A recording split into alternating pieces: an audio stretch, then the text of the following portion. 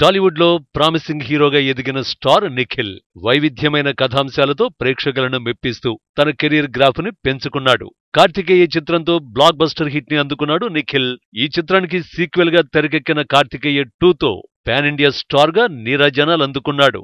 400 కోట్ల వసూళ్లను సాధించి Indian film ఇండస్ట్రీలోని దిగ్గజాలను కూడా విస్మయపరిచాడు నిఖిల్ సిద్ధార్థ్. అతను నటించిన 18 పేజెస్ చిత్రం తాజాగా విడుదలైంది. ఈ నేపథ్యంలో ఇచ్చిన ఓ ఇంటర్వ్యూలో నిఖిల్ వెల్లడించిన అంశాలు నెట్టింట తెగ వైరల్ అవుతున్నాయి. తన కెరీర్ తొలినాళ్లలో అందరిలాగే తాను నిలువు దోపిడీకి గురయ్యానని నిఖిల్ చెప్పిన నిజాలు ట్రెండింగ్ అవుతున్నాయి.